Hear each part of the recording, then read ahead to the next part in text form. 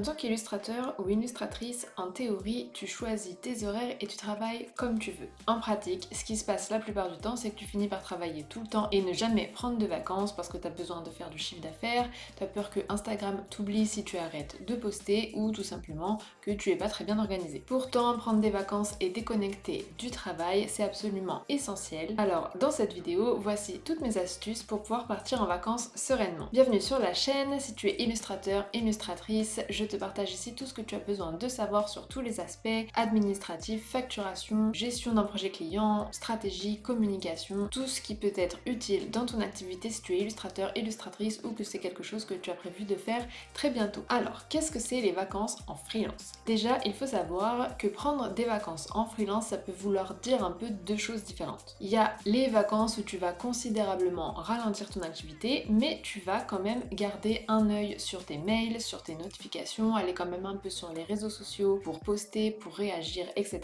Donc globalement, tu vas quand même bosser 1 heure par jour, parce que c'est bien connu que quand on est son propre patron, on n'arrête jamais vraiment de bosser. Et dans ces cas-là, tu vas même pas communiquer sur le fait que tu es en vacances, puisque pour les clients, tu restes quand même joignable. Ça, c'est bien, c'est dans le cas où tu reçois par exemple une demande de devis par mail, et ben le mail il va pas rester sans réponse pendant 5 jours, tu vas quand même pouvoir accuser réception, même caler un rendez-vous pour quand tu rentres de vacances. Mais tu peux aussi prendre des vacances où là tu vas faire un vrai break, tu vas pas regarder tes mails, tu vas faire une pause réseaux sociaux, tu vas pas prendre de mission client, tu vas fermer ta boutique. C'est vraiment les moments où tu décides de pas du tout être dispo. Tout le monde ne fait pas ça, tout le monde n'a pas besoin de faire ça de temps en temps. Moi personnellement, c'est quelque chose que je trouve très important de tout couper comme ça un peu de temps en temps. Ça me permet personnellement de revenir avec une nouvelle énergie et de retrouver une certaine activité. Enfin voilà, chacun fait bien comme il veut par rapport à ça. Maintenant, quand tu décides de prendre des vacances, il faut les préparer un peu en amont. Déjà, si tu peux caler les périodes où tu pars en vacances sur des moments de l'année où tu sais que c'est un peu creux pour toi. Donc là, ça dépend des activités. Si tu as une boutique, par exemple, il y a beaucoup d'activités à la fin de l'année, puisqu'il y a tous les cadeaux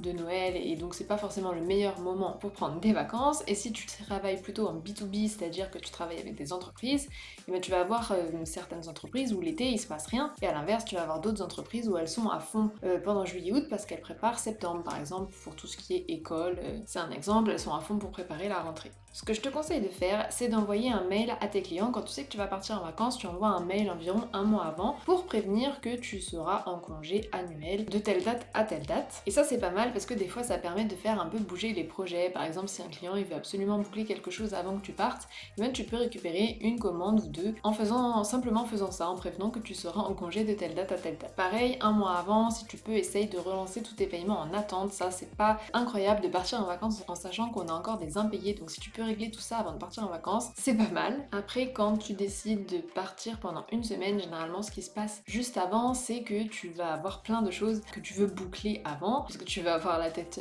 tranquille, c'est normal. Donc ce que je te conseille de faire, c'est de vraiment prioriser. Il y a des choses qui sont urgentes, il y a des choses qui sont à faire rapidement, et il y a des choses que tu pourras reprendre après. Ça sert à rien de faire un énorme rush la semaine avant de partir en vacances à faire des journées de 14 heures, alors qu'il y a peut-être des choses qui peuvent honnêtement attendre 2 semaines. Un conseil, si tu postes régulièrement sur les réseaux sociaux, peut-être que tu le fais déjà même quand tu es pas en vacances, mais pense à programmer tes posts. Comme ça, tu programmes tout ce que tu as besoin de publier pendant ta semaine de vacances ou tes semaines de vacances et tu n'as plus besoin d'y penser. Et à la limite, simplement, quand tu sais qu'il y a un post qui a été publié, ben, tu vas passer un petit peu de temps à répondre aux commentaires et à réagir pour pas laisser le post tout seul dans la nature comme ça. Mais programmer tes posts pendant que tu es en vacances, ça c'est vraiment quelque chose qui va t'enlever de la charge mentale. Et même si au quotidien d'ailleurs tu ne programmes pas tes posts, c'est quelque chose que tu peux faire aussi. D'ailleurs, en parlant de ça, avant de passer à la suite, si tu veux soutenir gratuitement mon travail aujourd'hui, ce que je te propose de faire, c'est de me dire dans les commentaires comment tu gères justement tes posts sur les réseaux sociaux. Est-ce que tu fais tout ça à la main?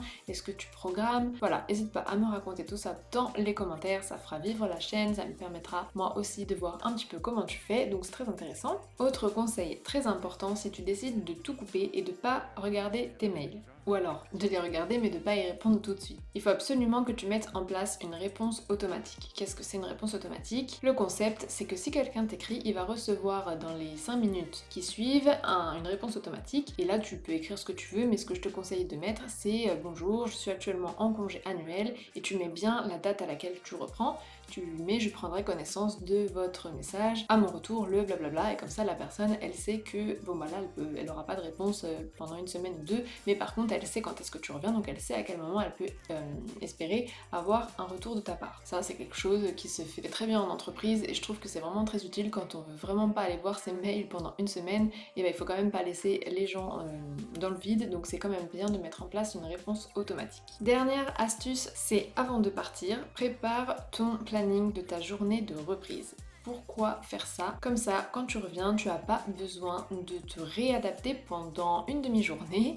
Tout est déjà prêt et ce que je te conseille de faire aussi, c'est de garder au moins 2 heures, voire plus, pour rattraper tes mails, tes notifications. Donc tu te gardes 2 heures ou plus pour faire ça et après le reste de la journée, tu suis ce que tu avais prévu. Si tu aimes les conseils de ce type, n'hésite pas à rejoindre ma newsletter qui est dédiée pour les illustrateurs et illustratrices indépendantes. Je te mets ça dans la description et c'est un endroit où je parle de tout ce que tu as besoin de savoir sur plein d'aspects. Je parle vraiment de beaucoup de choses pour ton activité professionnelle dans l'illustration. Si cette vidéo t'a plu, tu pourras aussi être intéressé par la vidéo qui s'affiche et j'ai plein d'autres vidéos sur ma chaîne, donc n'hésite pas à aller jeter un œil aussi. Quant à moi, je te dis à jeudi prochain.